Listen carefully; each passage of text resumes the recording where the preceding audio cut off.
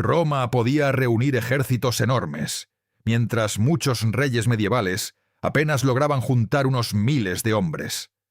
La pregunta es sencilla.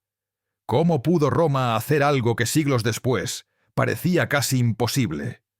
La respuesta no está solo en la valentía, ni en las espadas, ni en la disciplina de las legiones.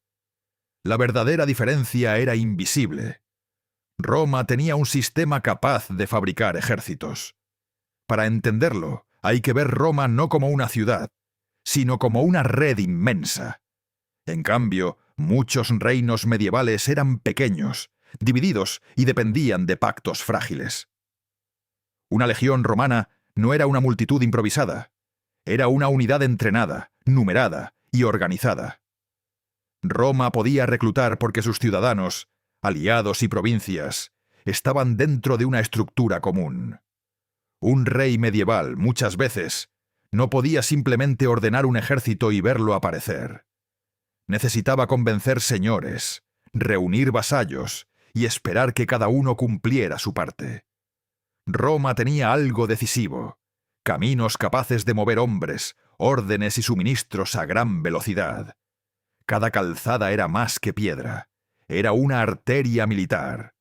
Pero mover soldados no bastaba. Un ejército gigante necesitaba comer todos los días. Sin grano, sin agua y sin transporte, incluso el mejor ejército se deshace. Roma lo sabía, y por eso cuidaba tanto sus almacenes como sus espadas. Para alimentar a miles de hombres, Roma necesitaba impuestos, registros y administración. En muchos lugares medievales, esa maquinaria estatal había desaparecido o se había debilitado. El poder ya no fluía desde un centro inmenso. Estaba partido en castillos y señoríos.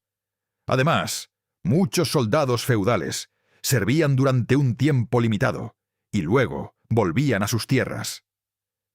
El soldado romano, en cambio, podía formar parte de una estructura militar mucho más estable.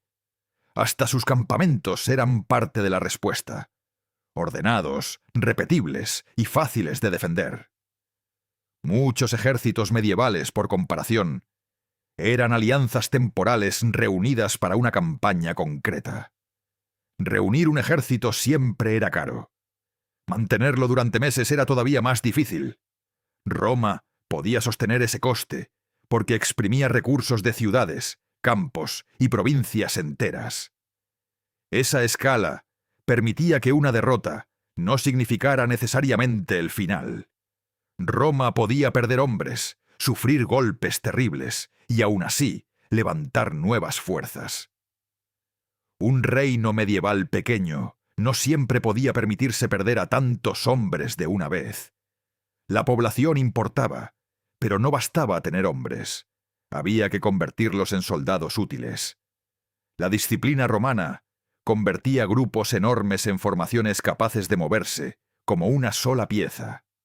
Las órdenes podían viajar por caminos, campamentos, mensajeros y cadenas de mando claras. En la Edad Media, cada señor podía tener intereses propios, enemigos propios y prioridades propias. Un ejército dividido por lealtades personales nunca era tan simple de controlar. Roma, aunque también tenía conflictos internos, desarrolló una cadena de mando mucho más funcional. Cada soldado romano era parte de una inversión mayor: equipo, paga, entrenamiento y suministros. Muchos combatientes medievales llegaban con lo que podían: lanzas simples, herramientas y protecciones desiguales. Roma también tenía ciudades capaces de producir, reparar y distribuir equipo a gran escala. El Mediterráneo funcionaba como una autopista de barcos, grano, órdenes y tropas. Transportar por mar podía ser más rápido y eficiente que arrastrar todo por caminos rotos. Un enemigo que podía volver una y otra vez resultaba mucho más difícil de derrotar. Ahí estaba el secreto. Roma no reclutaba solo ejércitos, activaba una máquina imperial. Pero esa máquina necesitaba algo peligroso: estabilidad, dinero y obediencia. Cuando esa estabilidad se rompía, el poder militar también empezaba a agrietarse. Sin administración fuerte, carreteras seguras y recursos constantes, la escala romana se volvía imposible. Después de Roma, muchos territorios sobrevivieron más localmente, con menos recursos y menos conexión. Esto no significa que los ejércitos medievales fueran inútiles o cobardes. Simplemente pertenecían a un mundo distinto, con reglas políticas y económicas distintas. En la Edad Media, la guerra muchas veces giraba alrededor de castillos, asedios y control local. Roma, en cambio, podía organizar campañas enormes a través de regiones enteras. La velocidad también importaba. Roma podía responder antes de que una crisis creciera demasiado. Un reino medieval podía tardar semanas en reunir acuerdos, hombres, comida y transporte. Cuanto más profesional era una fuerza, más fácil resultaba moverla, alimentarla y usarla. La Edad Media tenía guerreros formidables, pero no siempre un sistema capaz de multiplicarlos.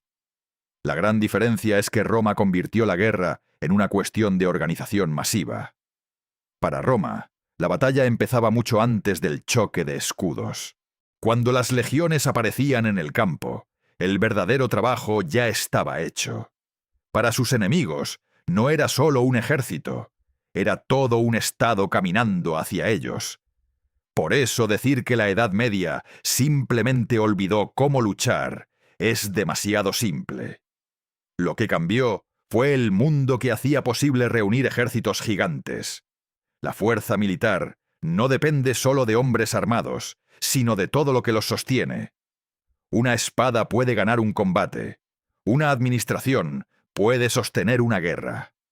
Roma podía repetir el proceso: reclutar, equipar, mover, alimentar y reemplazar.